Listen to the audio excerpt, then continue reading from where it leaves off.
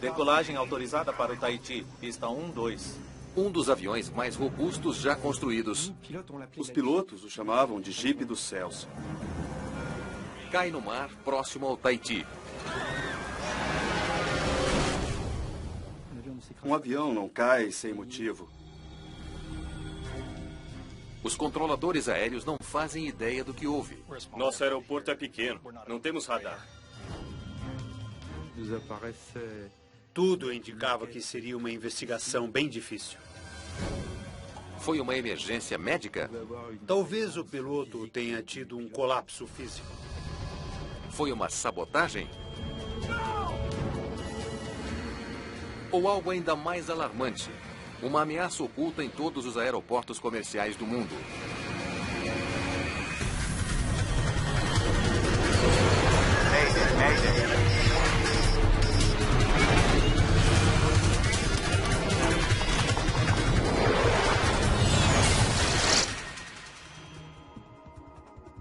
Esta é uma história real, baseada em relatórios oficiais e relatos de testemunhas.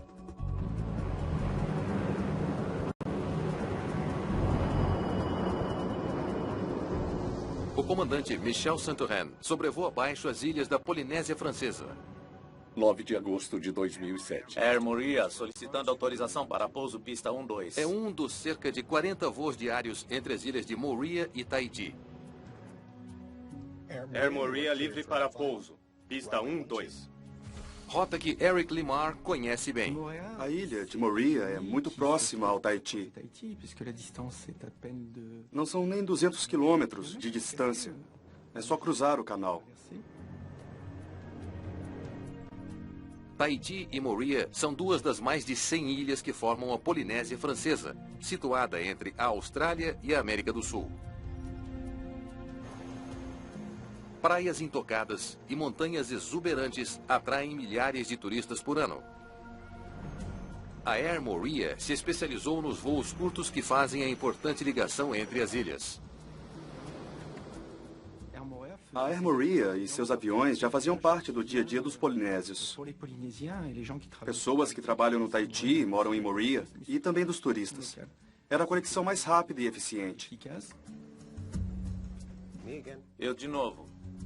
Michel Santorin havia entrado para a Air Moria há apenas 3 meses. Vou levar a lista de passageiros e de carga se estiver pronta. Após a carreira militar, ele estava começando uma nova vida no paraíso.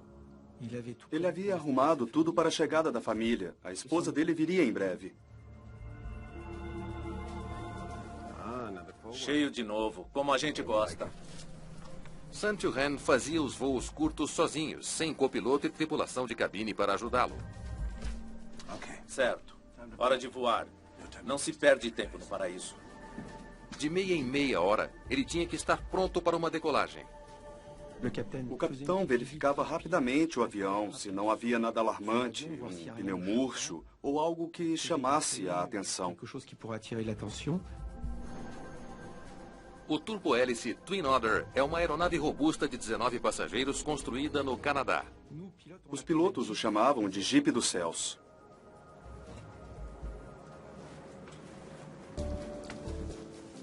Bela camisa. Era cumprimentar rapidamente os passageiros e voltar à cabine. É ali. Algo bem rápido. Tudo bem? Ponha a bagagem aí na sua frente. Belo dia para voar. Após menos de 15 minutos no chão, Santorin está pronto para voar novamente. Controle solo. Autorização para taxiar. Air Moria, decolagem autorizada, pista 1-2. Decolagem autorizada para o Tahiti, pista 1-2. O Twin Otter tem pouca automação. Santorin pilota o avião na mão. A maioria das aeronaves comerciais modernas são equipadas com muita ajuda aos pilotos. Eletrônica, telas, mas esse tipo de avião você tem o prazer de pilotar e ter o controle total.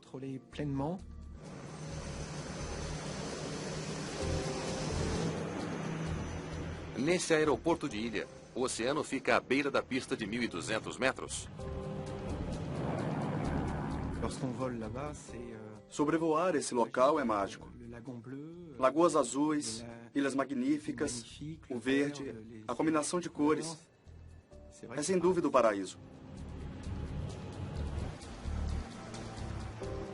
Os turistas podem ver os constantes pousos e decolagens. É um dos voos mais curtos do mundo. São apenas 7 minutos da decolagem e aterrissagem. Caramba! Mas algo dá errado no voo 1121.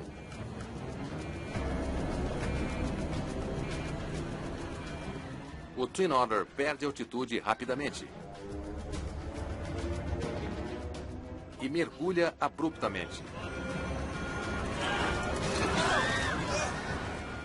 Menos de 2 minutos após a decolagem, o voo 1121 cai no Pacífico.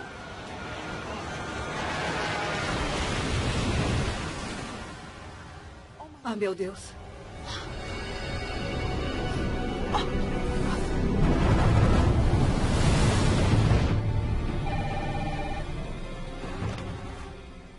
A torre é comunicada do que foi visto. Está flutuando ou afundou? Os pescadores locais correm para ajudar, mas não encontram sobreviventes. Apenas corpos. As 20 pessoas a bordo estão mortas. Todo mundo morreu. Nenhuma pessoa sobreviveu.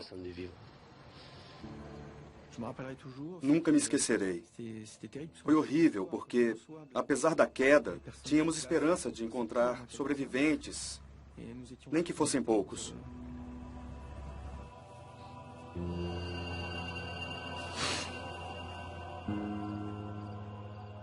O desastre abala praticamente toda a comunidade da pequena ilha.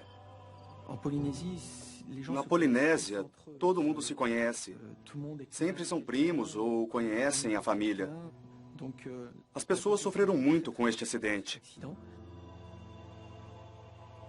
A frota da Air Morea fica parada, pois os pilotos se recusam a voar no Twin Otter até que o caso seja esclarecido. Um avião não cai sem motivo. Foi erro do piloto ou problema mecânico. Antes de prosseguirmos com os voos, pedimos que toda a frota fosse avaliada.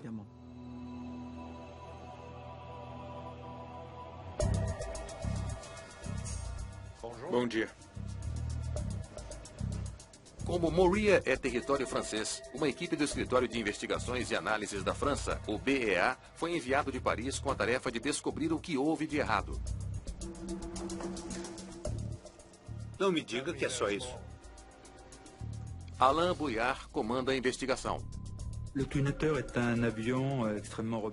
O Twin Otter é uma aeronave extremamente robusta, usada em locais difíceis, onde outros aviões não decolam e pousam.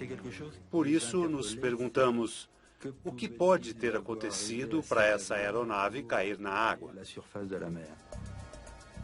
Os investigadores geralmente contam com pistas nos destroços. Isso não nos diz nada.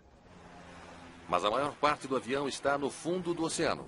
Bouillard só terá material se conseguir recuperar peças vitais. Vamos precisar de mais destroços que isso. Há outra razão para se encontrar o avião. Diferente de grandes aeronaves, os Twin Otters não são obrigados a portar gravador de voz na cabine. Mas a Air Morea instalou mesmo assim. O equipamento pode conter as respostas. Esperávamos encontrar, além da gravação de voz da cabine, a gravação de qualquer alarme que tivesse soado. Mas encontrar o gravador de voz nas águas profundas da costa de Morea será um grande desafio.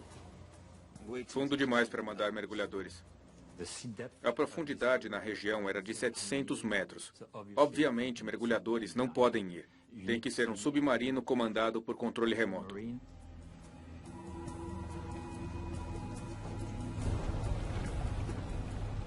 Os investigadores conseguiram um navio equipado com um veículo remoto submersível para ajudar na busca, o Ile de Ré. Só há um problema. O navio está a mais de 4.000 quilômetros da ilha de Nova Caledônia. Pode levar semanas para chegar a Morea. O gravador de voz do voo 1121 possui um localizador conhecido como Pinger, mas a bateria só durará 30 dias. Tentamos trazer o navio de resgate o mais rápido possível, dentro dos 30 dias de duração da bateria do Pinger. Tudo indicava que seria uma investigação bem difícil se não fosse recuperado o gravador de voz da cabine.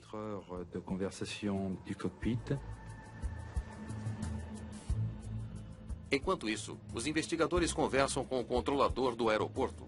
Os registros do radar poderiam dar pistas do que causou a queda do avião. As primeiras evidências que buscamos logo que se inicia a investigação é uma noção da trajetória, o último ponto de partida e o ponto de impacto. Fomos atrás desse tipo de informação. Mas não encontram o que buscam. Nosso aeroporto é pequeno, não temos radar. Mais um contratempo. Quando descobrimos que não havia dados de radar, desanimamos um pouco, pois seria mais complicado recriar a trajetória da aeronave.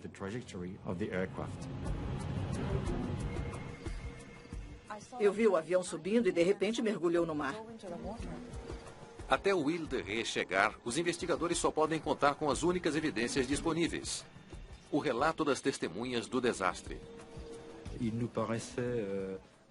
Achamos importante coletar os relatos das testemunhas que poderiam nos ajudar a entender o que houve. A maioria das testemunhas estava na praia, em Moorea, ou em barcos pescando.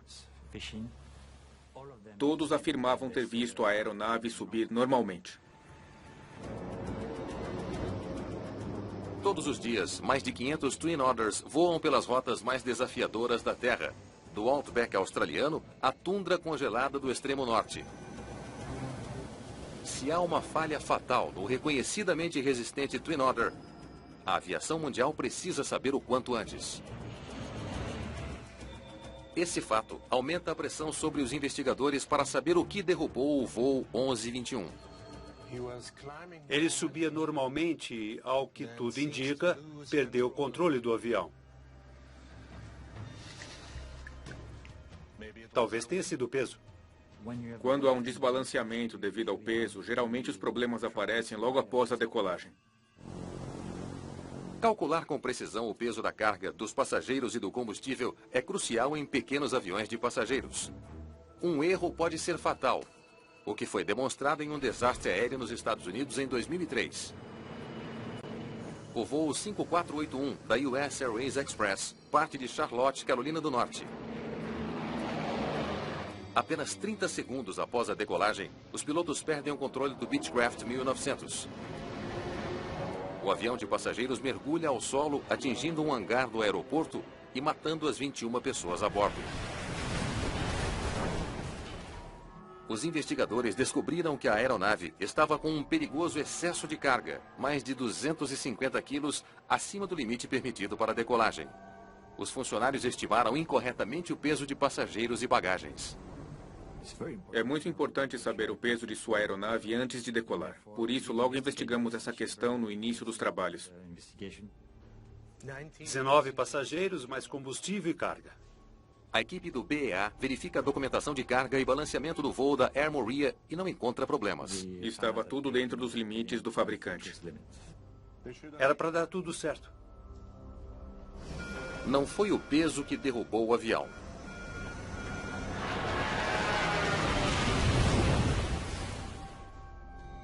Até que chegue ajuda para a busca do gravador de voz da cabine submerso, não há mais evidências. Boyard decide fazer uso de uma tática incomum para tentar descobrir o que deu errado. Isso, preciso de um avião pequeno e um bom piloto. Obrigado.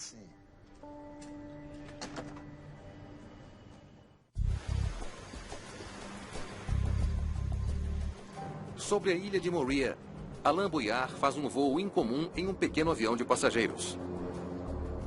Ele espera reavivar a memória das testemunhas que viram o desastre do voo 1121. Tudo bem, vamos sobrevoar a lagoa.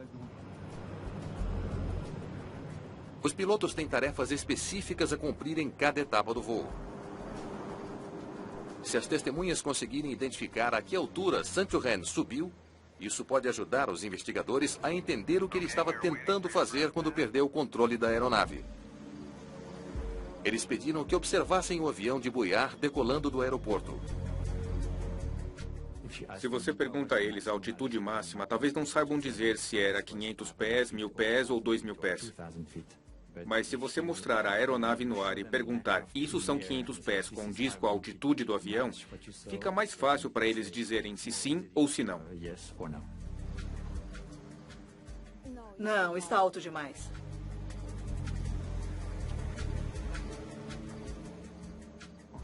Vamos passar mais uma vez, só que mais baixo. Perguntamos às testemunhas qual dos voos recriados condizia mais com o que lembravam do dia do acidente. Foi exatamente aí que vi o avião. É essa altura. Excelente. Estamos a cerca de 400 pés de altura. Muito bem. Vamos voltar.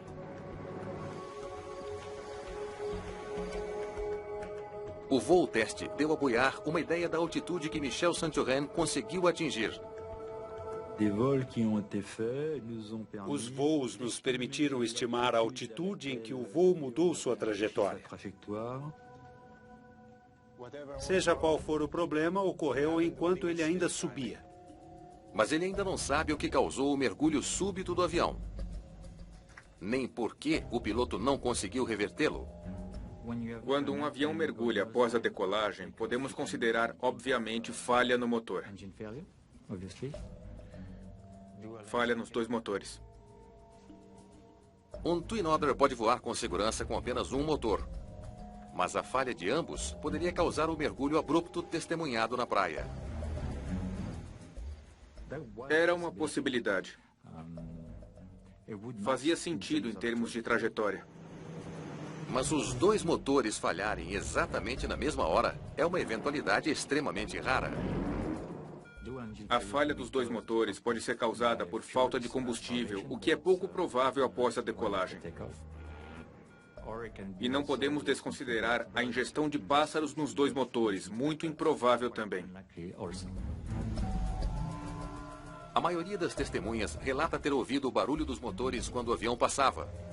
A falha nos dois motores se torna ainda mais improvável.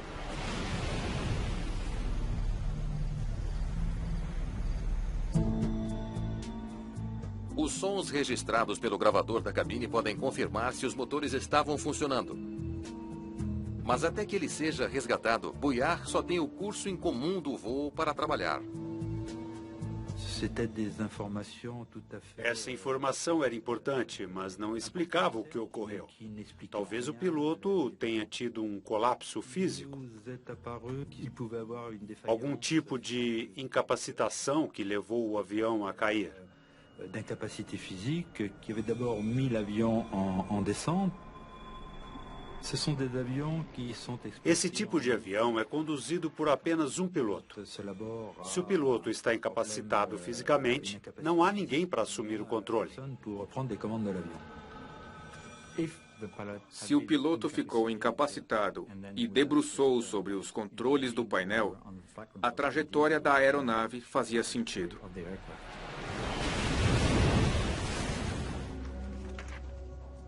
O corpo do comandante foi encontrado e enviado para a necrópsia.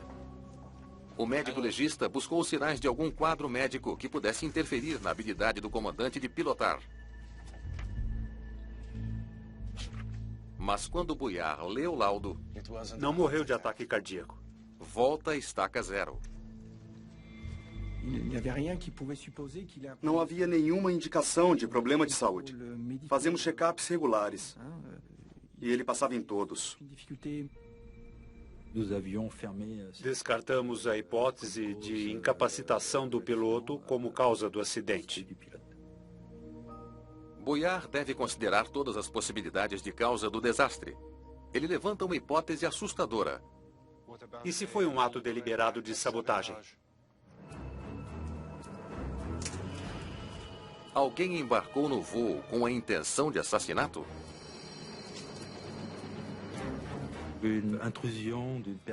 A invasão da cabine era algo plausível.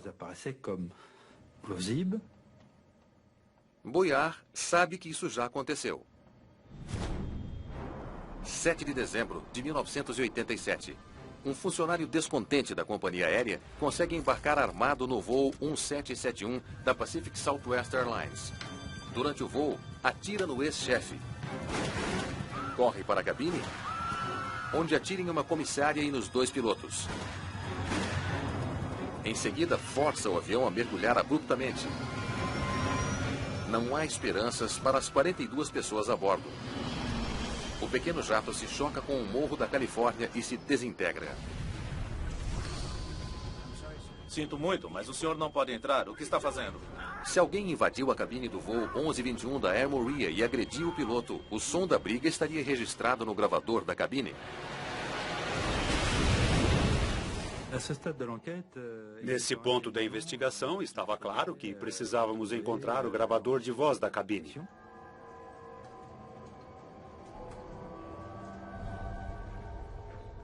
Em 26 de agosto, 17 dias após o acidente, a embarcação de pesquisa francesa Ile de Ré finalmente chega. A equipe sabe a localização aproximada dos destroços, mas as correntes oceânicas podem ter mudado os fragmentos submersos de lugar. Havíamos restringido a área de pesquisa a um diâmetro de 260 metros. Estávamos confiantes de que estava nessa área, mas não sabíamos se estaria isolado no fundo do mar ou ainda preso à fuselagem da aeronave.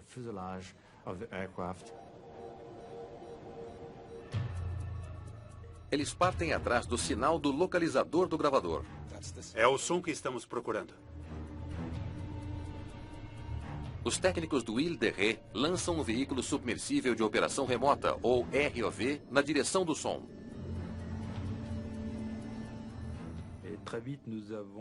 Rapidamente localizamos a área do solo oceânico onde os destroços estavam dispersos. Aí está nosso Twin Otter.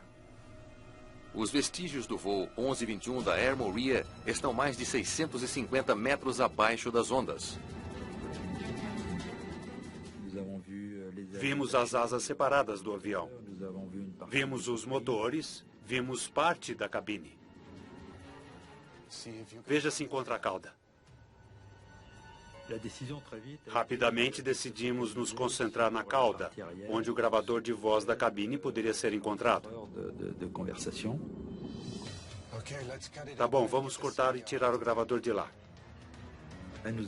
Decidimos cortar a fuselagem para chegar ao gravador.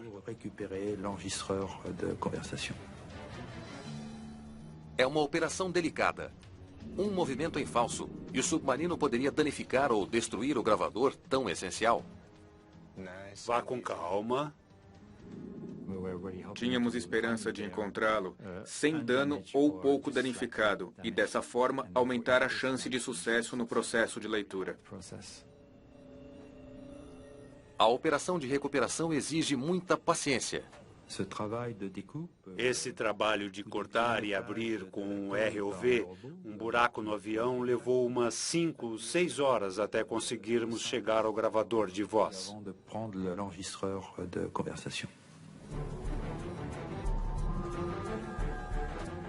Finalmente, a equipe desobstrui o gravador. Pegamos. Excelente trabalho. Foi um grande alívio.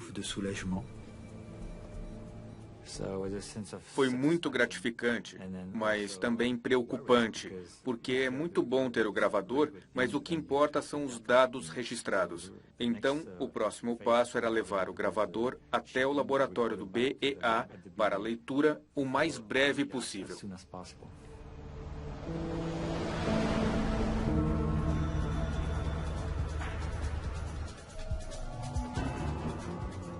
Além do gravador de voz, a força de recuperação resgatou outros destroços importantes.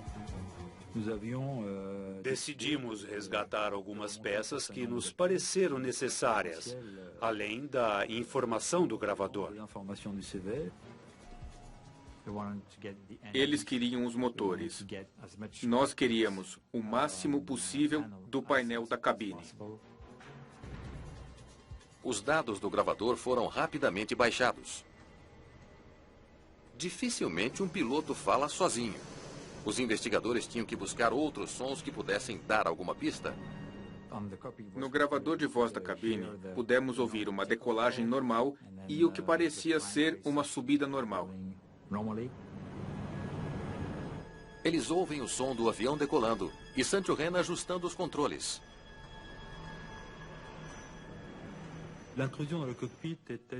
A invasão da cabine ainda era uma possibilidade. Estávamos esperando a gravação para descartar essa hipótese.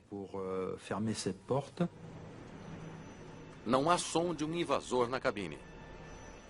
A primeira impressão que tivemos ao ouvir a gravação era de que não houve invasão, de que não havia mais ninguém na cabine.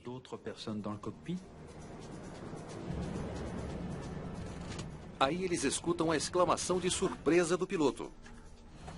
Caramba! Estava tudo perfeitamente normal até o momento em que o piloto se exaltou. O som gravado na cabine permite que os investigadores também excluam outra teoria. O som dos motores é normal. A gravação mostrou que estavam na potência máxima de decolagem até o momento do impacto. Parece que ele está abaixando os flaps.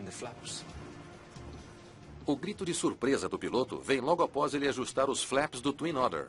Repita, por favor. Dava para ouvir na gravação o flap sendo recolhido. Também se ouvia a respiração mais pesada do piloto, como se estivesse acionando o controle do flap naquele momento. E imediatamente após, ouvimos sua reação de surpresa. Caramba! Baixo demais.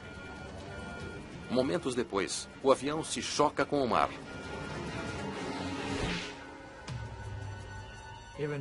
Mesmo com a experiência, é sempre muito difícil ouvir a gravação da cabine, especialmente quando se sabe que o final é trágico. Tem a ver com os flaps. Só não sei como.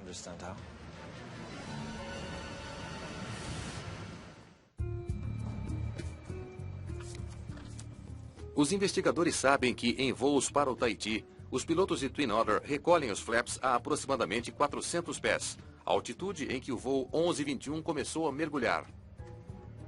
Eles se perguntam se os flaps não funcionaram.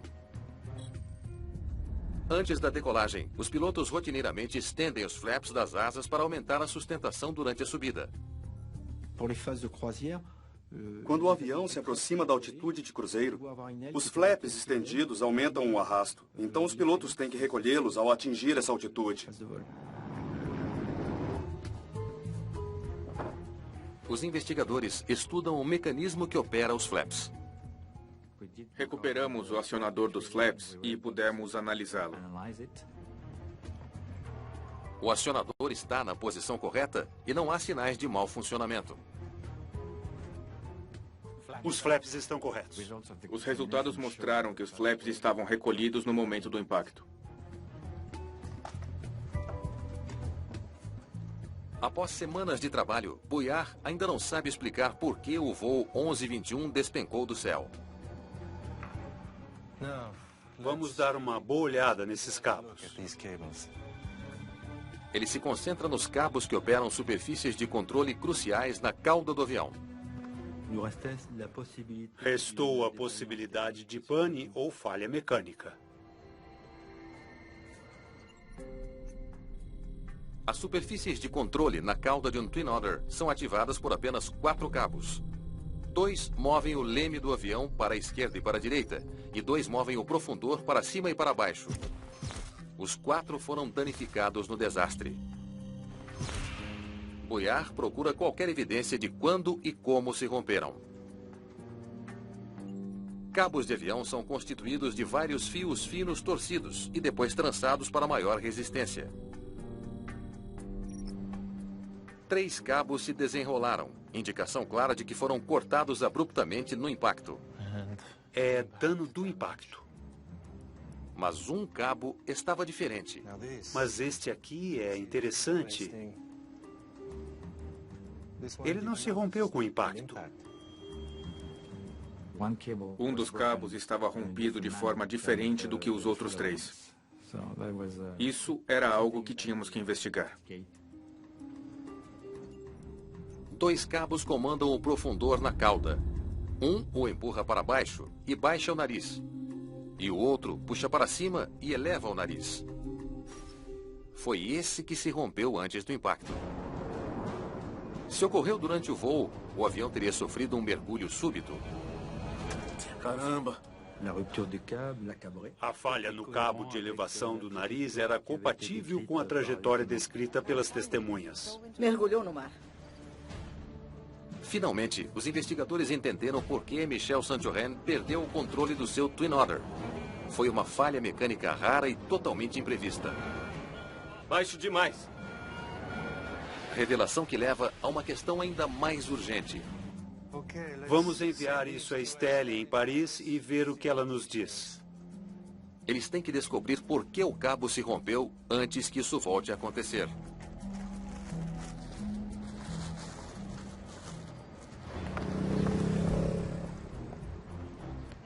Quando o cabo de elevação chega em Paris, a especialista Estelle Bancharel o examina com cuidado. Ela nota algo estranho.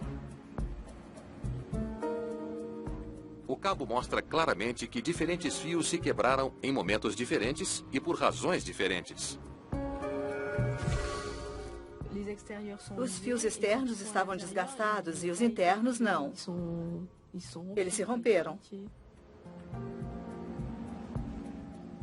O dano distinto dos fios externos sugere que algo estava em atrito com o cabo. Parece 50% desgastado com o tempo. Quando observamos o cabo no microscópio, podemos ver que todos os fios externos apresentavam sinais de desgaste, o que agravou substancialmente o dano. O cabo de elevação do nariz vai do manche na cabine ao profundor, passando por várias guias plásticas.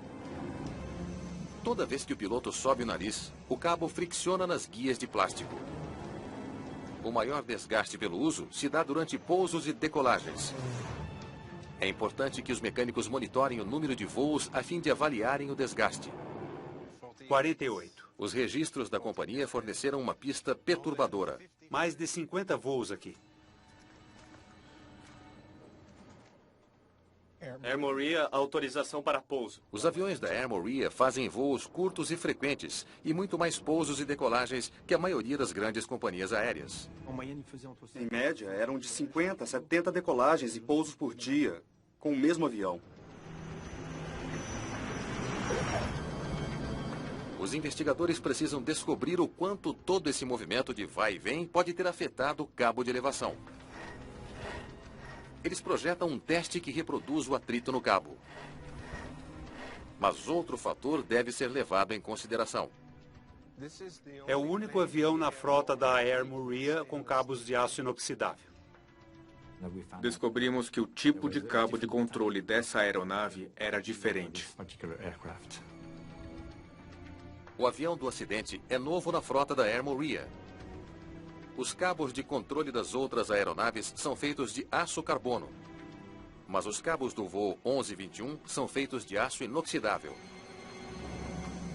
O aço inoxidável resiste mais à corrosão do sal que o aço carbono. Fazia sentido usar cabos de aço inoxidável para que não sofram tanta corrosão no ambiente altamente salino, onde os cabos poderiam ser mais suscetíveis à corrosão do que em regiões terrestres. Mas os cabos de aço inoxidável também têm uma desvantagem. Eles se desgastam mais rápido com um atrito. Questão que a Air Moria deixou de observar na elaboração do cronograma de manutenção do Twin Otter que caiu.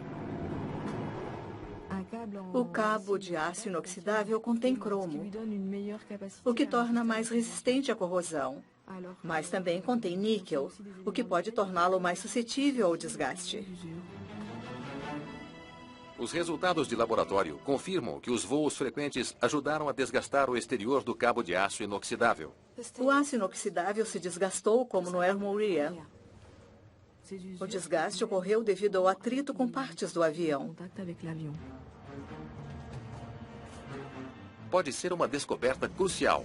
Finalmente uma explicação para o rompimento de um cabo essencial durante o voo. Os investigadores suspeitam que o atrito afinou tanto o cabo que este se rompeu quando Saint-Johann estava elevando o profundor para subir. Baixo demais. A princípio, pensamos que o cabo havia se rompido devido ao desgaste. Foi a primeira impressão porque o desgaste era significativo.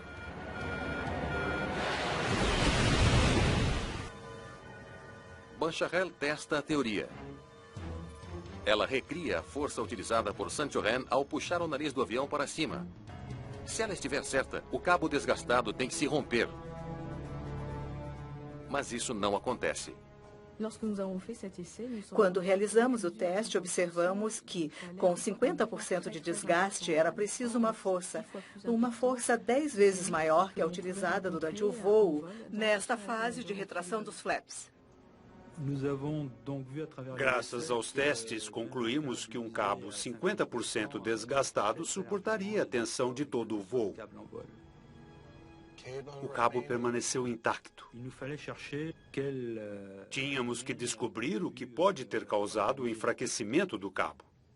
Outro fator ajudou a romper aquele cabo. Mas o quê? Os investigadores sabem que aviões muitas vezes apresentam danos de difícil detecção causados por pequenos impactos com veículos terrestres.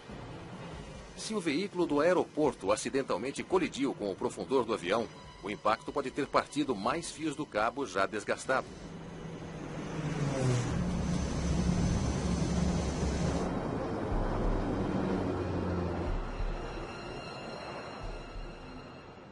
Boyard verifica os registros de ambos os aeroportos da rota do Twin Otter, o de Moorea e o do aeroporto maior do Tahiti, onde o avião passa a noite. Obrigado. Ele precisa saber se o avião se envolveu em algum acidente.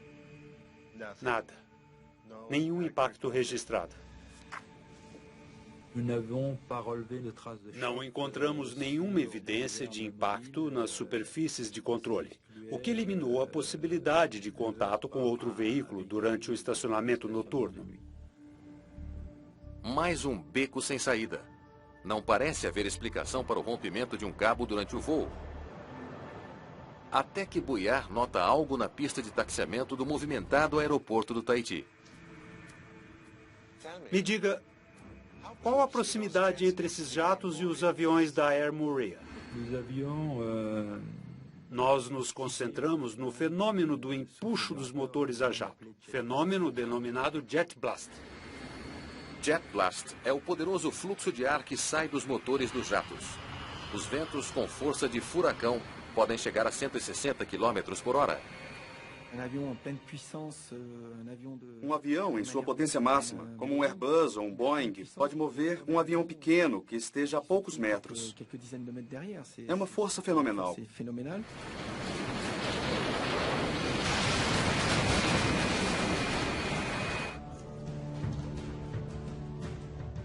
Os investigadores estudam a disposição do aeroporto do Tahiti. Eles precisam descobrir se os aviões da Air Moorea podem ter sido danificados por Jet Blast. Muito bem. Os Twin Otters da Air Moorea ficam estacionados aqui. Eles descobrem que a Air Moorea estaciona seus aviões muito próximo a uma pista de taxiamento utilizada por jatos poderosos. Os aeroportos geralmente montam barreiras para proteger os aviões dessa força perigosa. Deveria haver barreiras para proteger os Twin Otters no aeroporto do Tahiti, mas elas foram removidas. Olhem isto. É uma descoberta importante. Os jatos taxiam aqui. As barreiras foram removidas para facilitar a movimentação de um estacionamento a outro. Não havia mais barreiras físicas para proteger os Twin Otters. Os jatos Airbus e Boeing ficavam a aproximadamente 50 metros de distância do estacionamento da Air Moorea, muito próximo. Os aviões da Air Moorea são estacionados bem na rota do Jet Blast. Este avião era estacionado numa área propensa a receber os fluxos de ar dos grandes cargueiros durante suas partidas. Chegamos então a essa hipótese de que havia grande probabilidade do cabo ter sido enfraquecido pelo Jet Blast.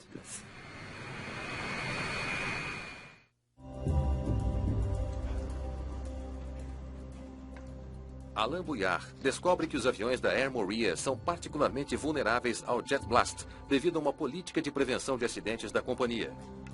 Os Twin Otters são estacionados com os profundores travados para baixo. É impossível decolar com os profundores travados. Era travado por um dispositivo que impedia a movimentação dos cabos e a movimentação do profundor. Mas em posição abaixada, os efeitos nocivos do jet blast provavelmente aumentaram. Os investigadores suspeitam que, como uma vela ao vento, os profundores inclinados absorviam toda a força do fluxo de ar, forçando ainda mais o cabo de elevação travado. Se os controles estão travados, a energia é diretamente transferida para o cabo. Eles agora se perguntam se o jet blast é suficiente para romper um cabo já desgastado. Outro teste com o cabo dá a resposta. Tínhamos um cabo desgastado em 50%, que ainda era capaz de resistir a uma grande tensão. Mas o fenômeno do jet blast tornou esse cabo tão frágil que restaram apenas 1 ou 2 fios intactos. Em vez de partir o cabo ao meio, o jet blast deixou alguns poucos fios suficientes para o voo 1121 decolar, mas não para resistir a rigorosos 7 minutos de voo. Estavam por um fio. Se o jet blast tivesse danificado totalmente o cabo, o comandante Santurren não teria conseguido tirar o avião do chão. Mas, já no ar, o comandante Santurren e seus 19 passageiros estão a um estreito fio de um desastre. Os investigadores reproduzem as forças criadas à medida que o piloto ajusta os controles. O comandante Santurren atinge 400 pés e recolhe os flaps, baixando um pouco o nariz do Twin Otter. Ele ajusta o profundor para nivelar.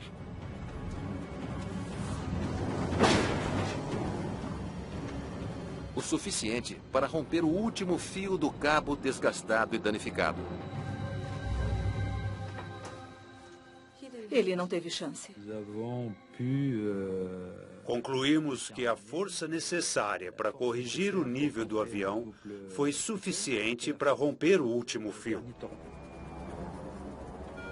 Não havia nada que o piloto pudesse fazer para salvar o avião e seus 19 passageiros. Dá para imaginar a reação dele. O que está vendo? O cabo se rompeu, o manche voltou e, enquanto analisa a situação, o avião cai muito rápido, em poucos segundos atinge o mar.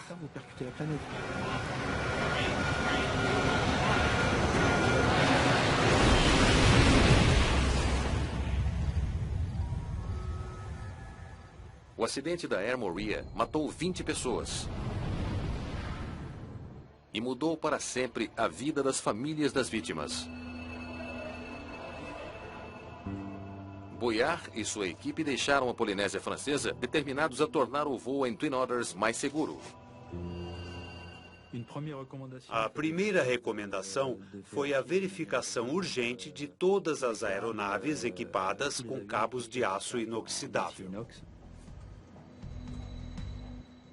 Atualmente, em todo o mundo, os padrões de manutenção e vistoria de cabos de aço inoxidável são mais rígidos. A grande lição dessa investigação é: os jet blasts nos aeroportos oferecem risco. O desastre da Air Morea conscientizou todo o mercado do papel essencial que as barreiras de jet blast exercem na segurança, especialmente em aeroportos que comportam jatos grandes e pequenos aviões de passageiros. Eric Limar espera que seja o suficiente para impedir novos acidentes como esse. É a minha esperança. Do contrário, de que serviu esse acidente? 19 passageiros mortos e não aprendemos nada com isso? Seria uma vergonha.